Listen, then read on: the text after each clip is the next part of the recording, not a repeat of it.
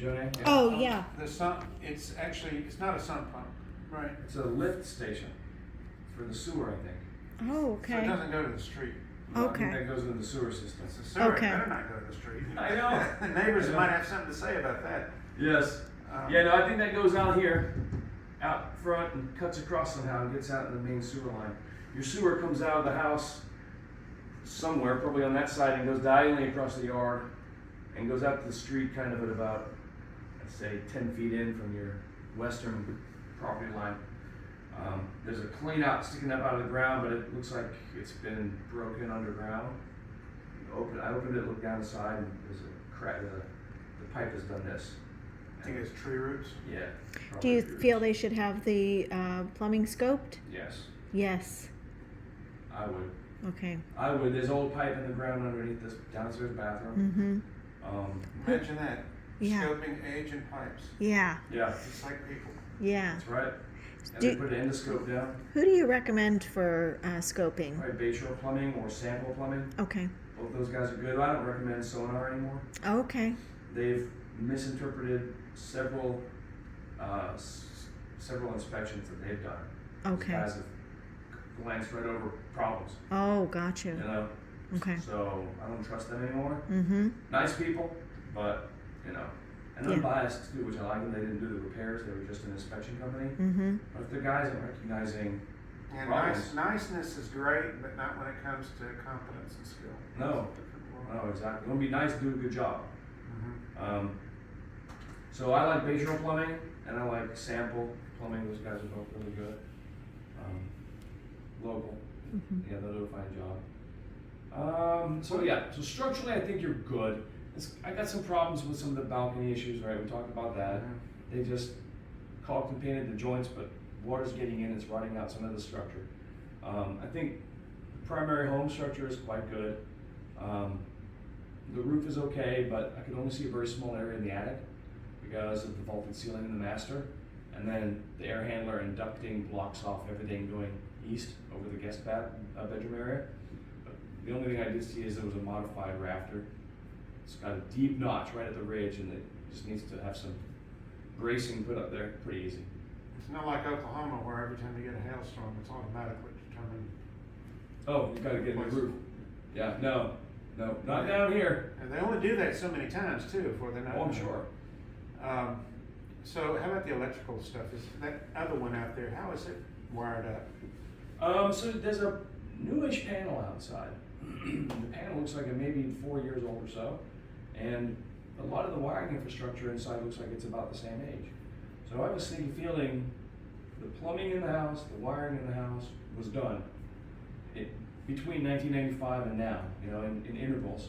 So I didn't see any evidence of original wiring in use, which is a good thing. And everything's grounded. For the most part, electrical system checked out pretty good. Yeah, you still see some places up in Tennessee where they use aluminum wiring. Oh yeah, we used it here 68 to 72. That's when we used aluminum. But I didn't see any of that in this house. Somebody started realizing, it may not be the best conductor. Yeah, well, what happens with aluminum is a very dynamic metal with heat. It's thermally dynamic, so when it heats up, it expands. When it cools down, it shrinks. And when you run electricity through a circuit, electricity is an agitation of electrons, and it'll warm up the circuit. So when your ceiling fan is running, that wire is warm. And if it's aluminum, it expands. And when it cools, it shrinks when the power's turned off. And over time, that expansion contraction makes it loose at the connection points. So where the wire's connected to the fan or the switch or the outlet, at those lugs, over time it becomes loose, it starts to arc. Because a loose wire will arc, and then that has caused house fires. So that's why we don't allow aluminum wiring. Just like ice, it gets in the cracks, Yeah. expands, and then Yes. it never contracts, expands, and then everything Blows it apart. Yep. Yeah. Yep. So aluminum is a trouble, but I didn't see it here. I think the main thing is you've got roof that's 2 out of the 3 roofs are pretty much at the end of their lives. And so now you argue, well, do I just do them all? And I personally would. I can't force anybody to do that. In terms of, so that's probably the main thing. Infrastructure, I do have some concerns with the plumbing. on the roof, there's a vent stack, right, where the sewer gases come. I look inside, it goes down about that far, and then it's got a corrugated pipe. And I don't know what the heck somebody was thinking, but they used like a corrugated garden pipe to connect part of the sewer venting system in the attic to the roof. So that needs to be looked at, so the sewer guys can come, they'll go on the roof, put their camera down and see what's going on there. We got the broken deal out in the front yard.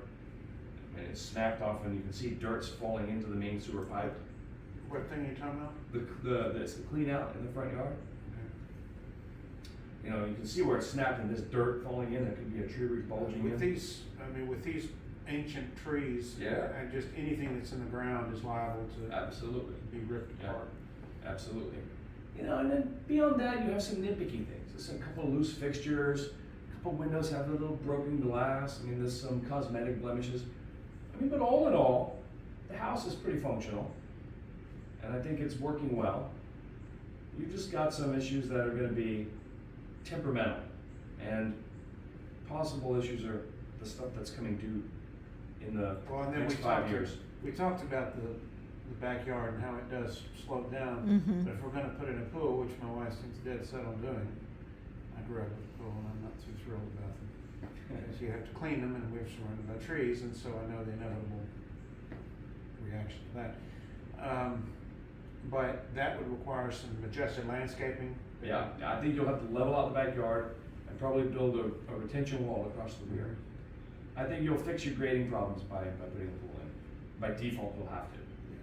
Because he ran the hose and you could see where it Just floods into the back patio. Mm-hmm. but there was no obvious water damage that you could see. No, so I think it probably gets pretty full of water.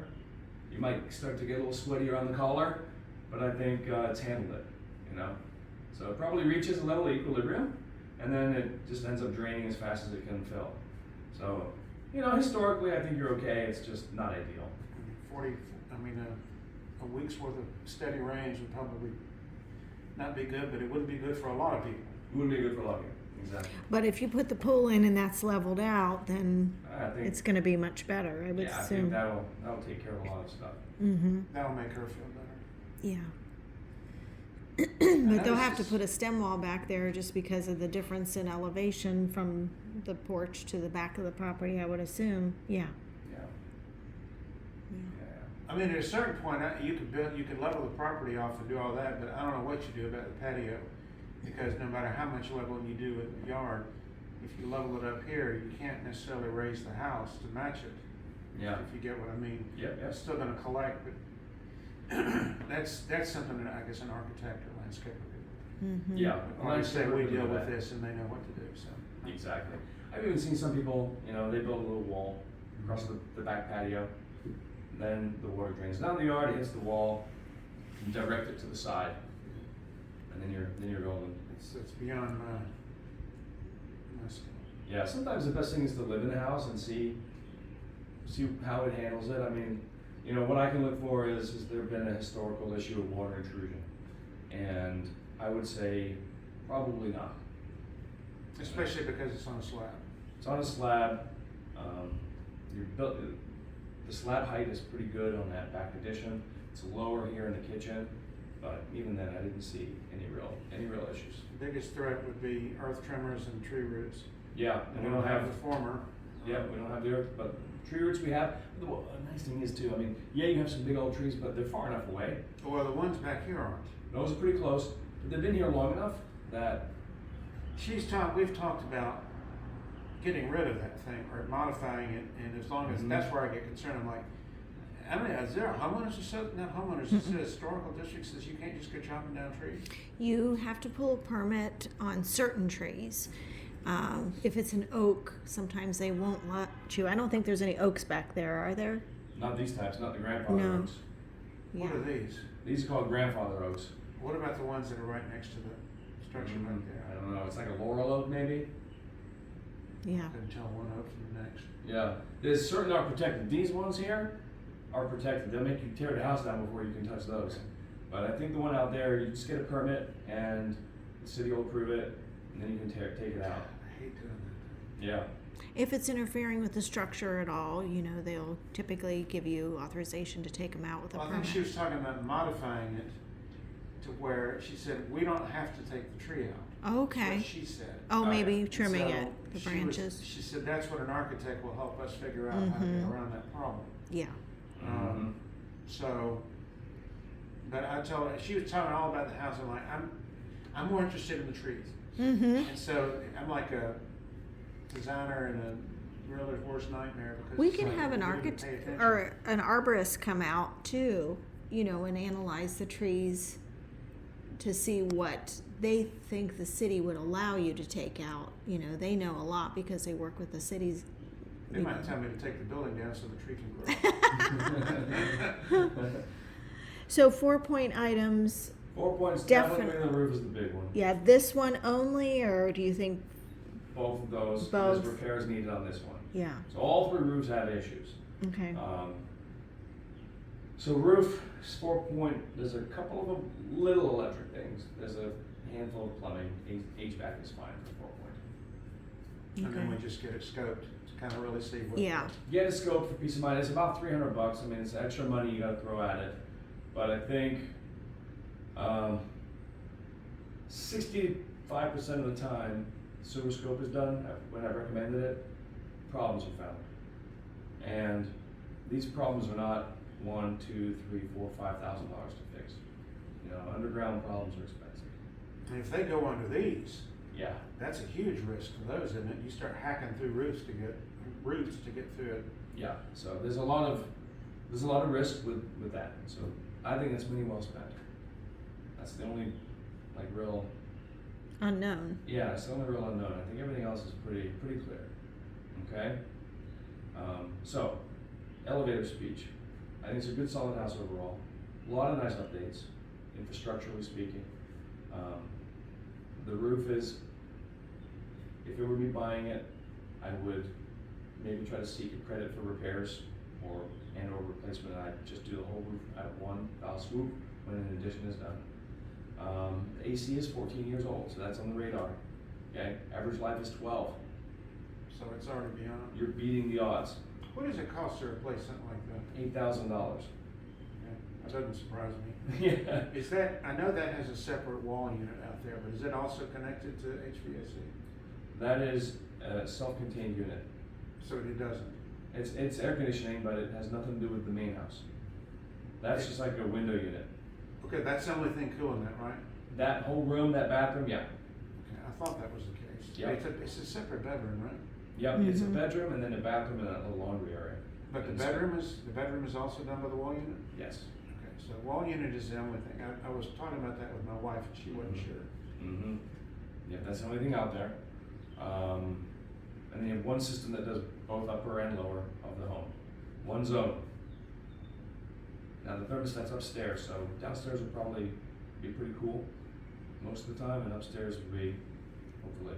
Well, we had to manageable. move the thermostat at our other, the property we have up in northern Florida because people would get too hot upstairs or too Mhm. cold. And so we said you can adjust it up there. Mm-hmm. Downstairs, it's usually in the summer, it's like freezing because Yeah. they get so hot upstairs. Yeah, and this is maybe the case here too, especially with a vaulted ceiling in the master, right? You don't have a lot of insulation between the ceiling and the roof, and so you might have a lot of heat radiating into that room. You just have to wait and see. You know, I mean, everybody's comfort is different. It's not like the winter though. You can usually tell. You can always tell up in the northern or in the colder places Yeah. if a roof is always clear. Mm-hmm. Oh yeah. When it snows or the frost, you know it's not really insulated. You're Exactly. just bleeding heat. Bleeding it. Yeah. Should they consider a lighter colored roof because of that, or insulating or anything? Wouldn't make too much difference probably. You do have quite a bit of tree cover, so you could go with a lighter roof, but you just have to wait and see how you feel. See how that room handles it. Okay. Yeah, the roof is gonna be the thing for her to kind of look at and decide.